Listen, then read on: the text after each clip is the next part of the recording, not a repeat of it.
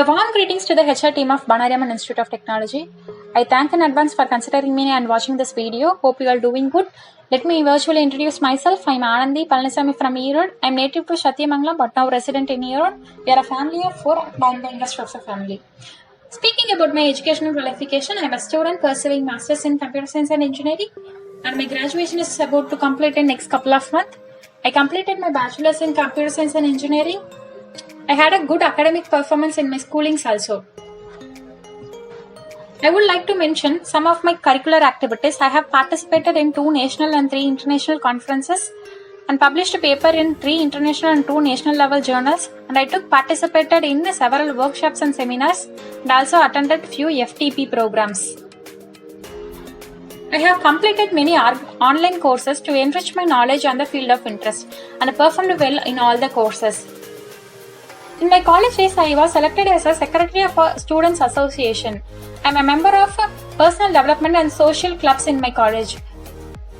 Throughout my college days, I have actively participated in all competitions as much I can do. My fields of interest are data science, data mining and artificial intelligence. It was both self-interested and inspired by many people in the field.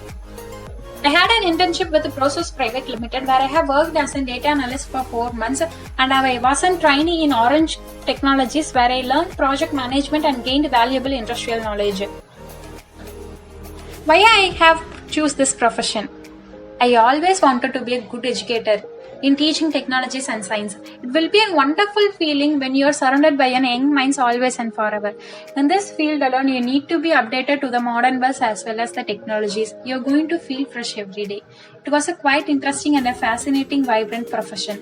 I can apply a simple theory of learn, unlearn and relearn in my life.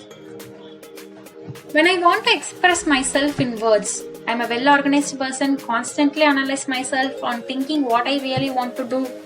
I am a zero-waste person who always wanted to be productive.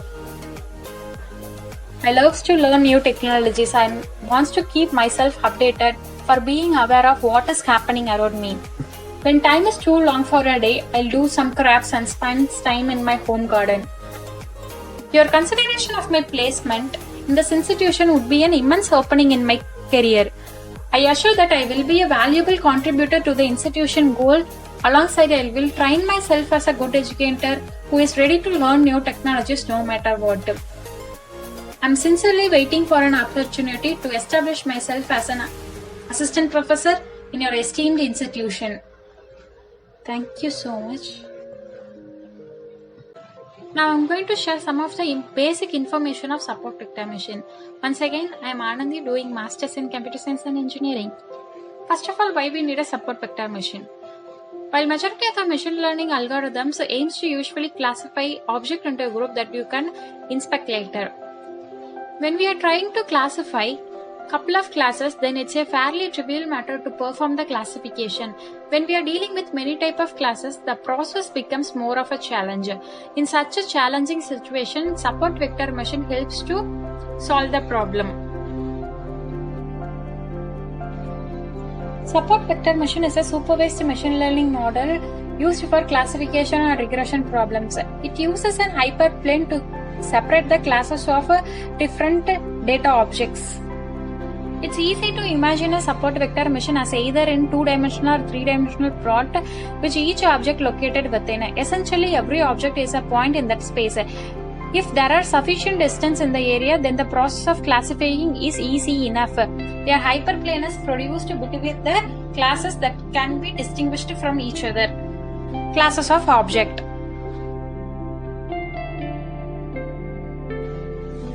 Classification is the process of classifying or distinguishing objects from each other.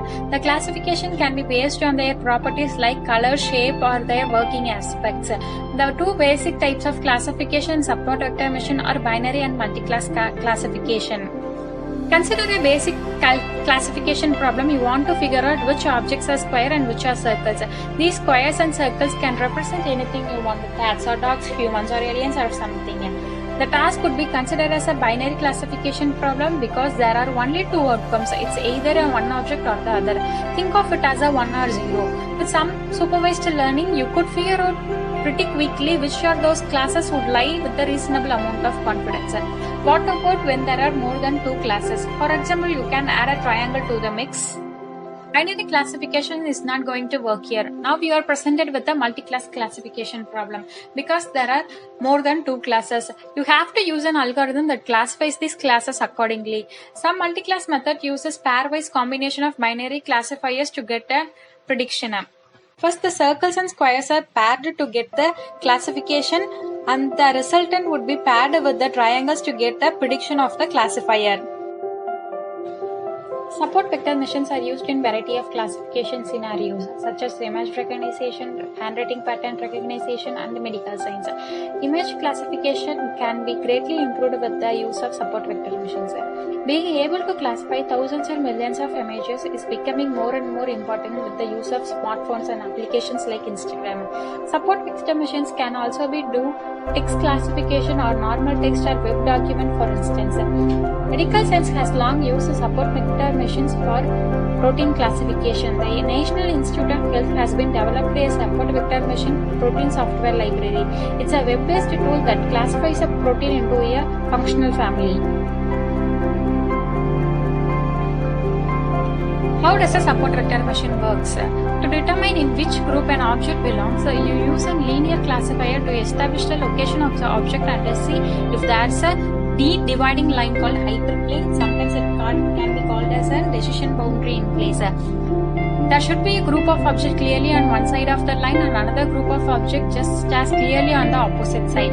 Every object that we are classifying here is called points, and every point has a set of features. The region between the hyperplane and the data points are called margins, and the objects that lie on the edges of the hyperplane are called the support vectors.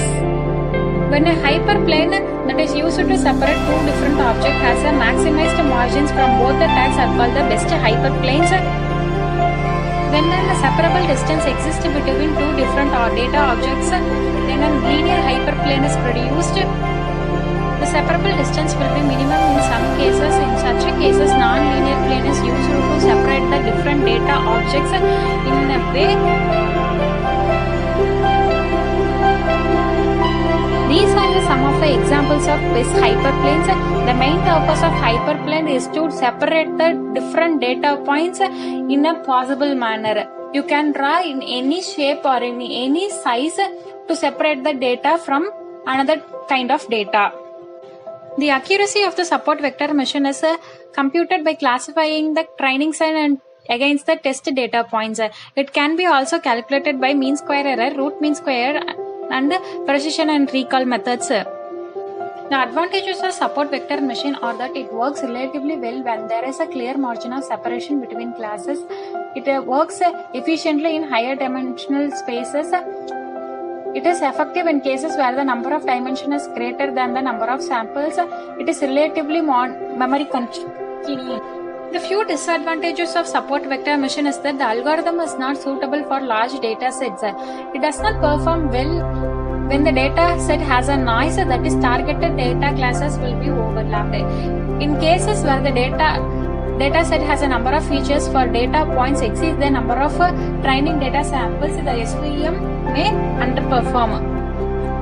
Try to recall the concepts of support vector machines by trying to answer the questions. Does the removal of one n square changes the position of the hyperplane? The answer will be yes. Because the separation of square 1 makes the hyperplane to maximize its margins from both the tags, which results to be a good hyperplane. Now try to answer the second question. Identify the type of classification hyperplane. The answer is linear hyperplane because we can see a clear separation distance from the two different data points. I would like to wrap up my presentation. It is an attempt to share some of the basic information of support vector machines, where kernel optimization, separation, the algorithm of support vector machines, and implementation are not covered in this topic. The book I used as a reference is Machine Learning and Algorithmic Perspective, a second edition by Stephen Marsland. Thank you for your time and consideration.